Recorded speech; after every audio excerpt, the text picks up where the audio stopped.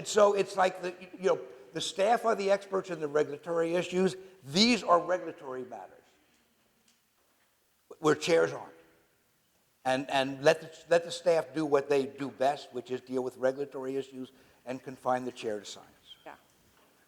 I think it is okay to acknowledge that our staff, after we've trained them, are regulatory experts. They are experts in their field. And making them IRB members based on that expertise can be a valuable thing and a valuable way to utilize them. So even though they might not be scientists, they could still be a non-scientist and be a regulatory expert in their field and still qualify as an IRB member and still be able to make decisions as an IRB member, like doing expedited reviews. So think about how you can utilize their time in that way. It's also good for staff morale to give them more concrete, more complex things to do. Yep.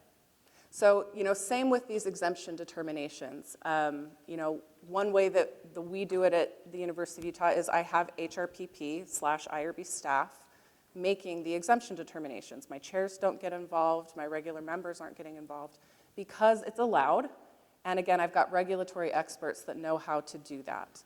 I've already admitted we're doing a little too much when it comes to that. We have some room to grow, we all do. But these are some excellent places to think about potentially how to use staff. Let's go to the next slide. And avoid duplication. Like in this example here, there were a staff of 3 who were required, who were eligible to did the screening of exempt determinations, but only one of the staff was actually qualified to stamp it as exempt, which means that 2/3 of the work had to be done again by that one person.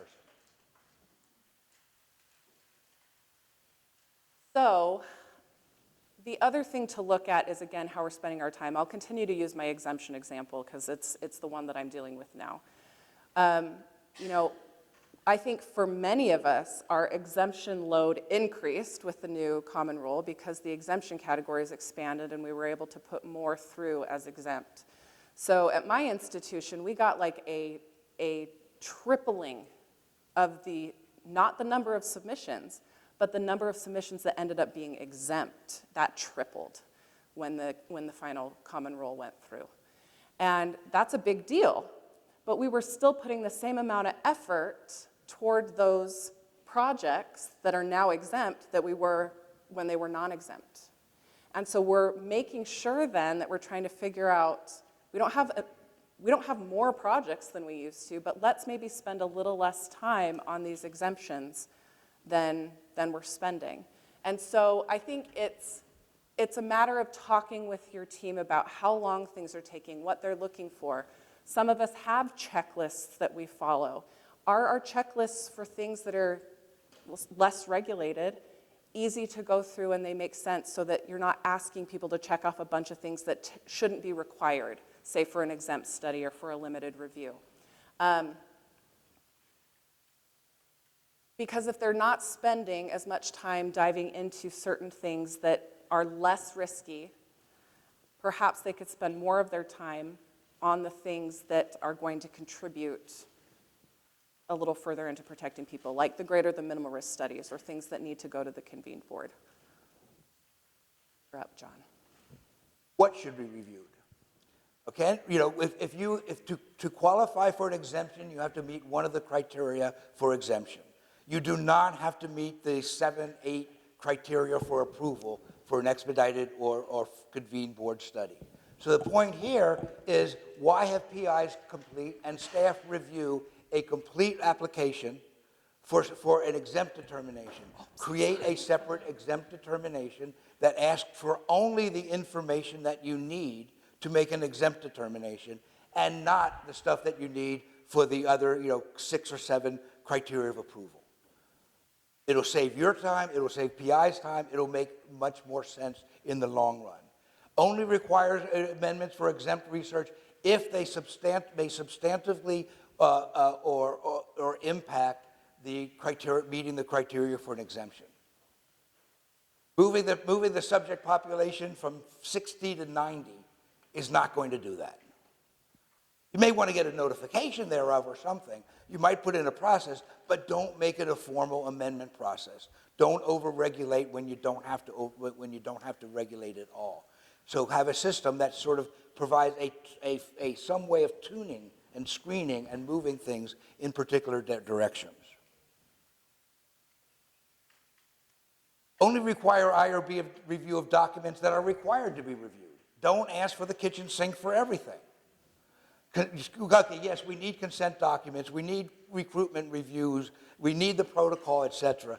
But there are certain things that are not required. If there's a new investigation or brochure that does not change the risk level, there's no need to process it as if it did change the risk level.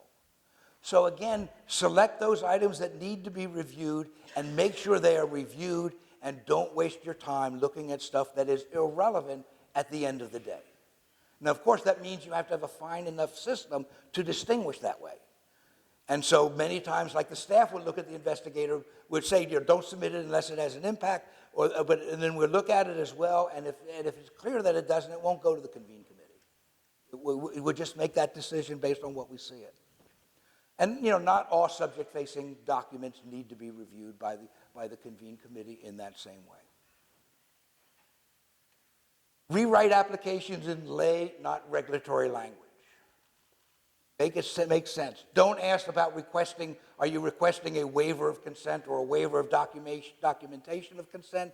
Don't use that language. Ask if the subjects will be consented.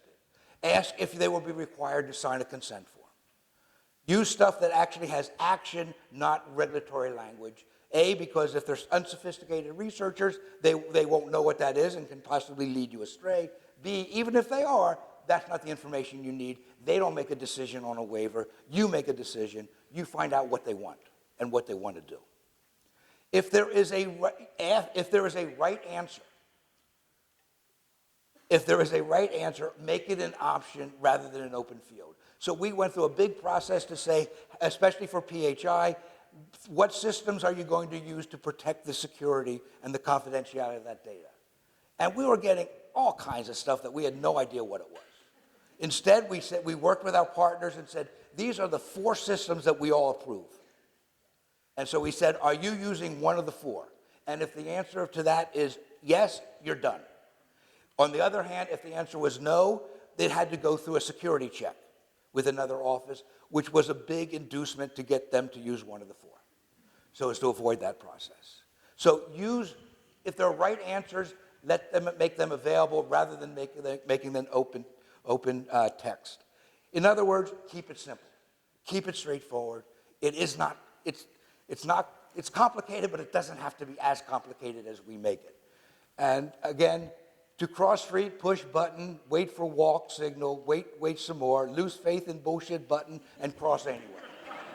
And we can't make our application that, and trust me, a lot of researchers think it's that because of our jargon, because we think of our logic in terms of regulatory review rather than their logic of conducting research.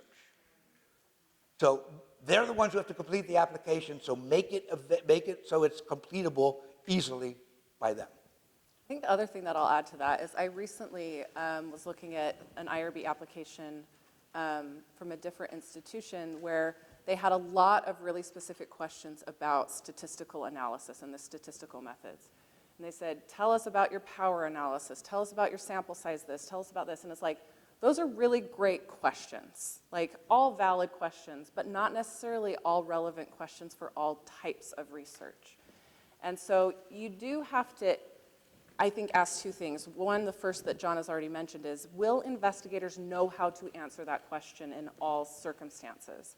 Because if they won't, then it's not a great question and needs to be reconsidered. But the other thing to think about is, are you really using that as an IRB to make decisions?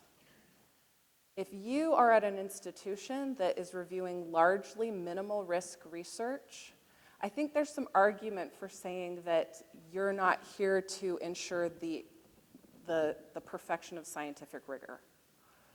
And that there's a lot of information that would be written in a scientific context that would be expected in papers or in protocols that really goes beyond what we need in order to make a decision about approving the research.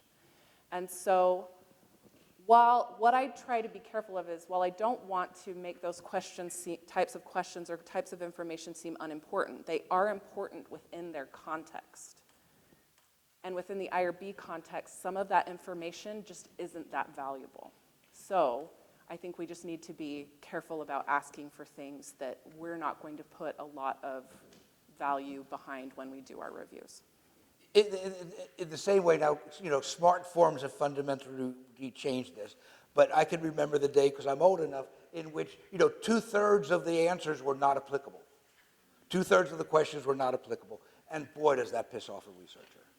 That really is a bothersome thing. And it's bothersome to look at as well. And so smart forms have sort of taken care of that. But to follow Ann's point, make it appropriate to the level of risk. Don't ask for a whole bunch of questions that might be true for a high-risk clinical trial, but are not necessarily true for survey research.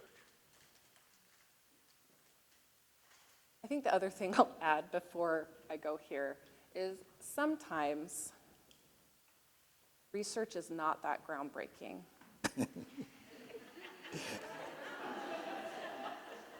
Well, maybe at Utah, at Indiana. I mean, we have a little, there is some research out there that deserves all the scrutiny in the world, and we want it to be great, we want it to be perfect. I use the COVID vaccine and treatment research studies that were all done during the pandemic. Those were they were highly scrutinized. We got through them because we knew the impact that research needed to have on our society. However, there is some research out there that is cool. It might learn some things, but really, it's not here to change the entire world, nor is it really going to have this really deep impact on its participants. And so I think recognizing that all research has value, but some is cooler than others, helps us to understand that, or helps us to feel better about the idea that if something's minimal risk and it's a survey, and it's just going to get some interesting information and it's probably really not controversial, then it's okay to review it, make sure the regs apply, and let it be free, right? Not over-regulate it. Whereas, again, all those COVID treatment and vaccine studies, we wanted them on point because it had so much material value to our livelihoods. So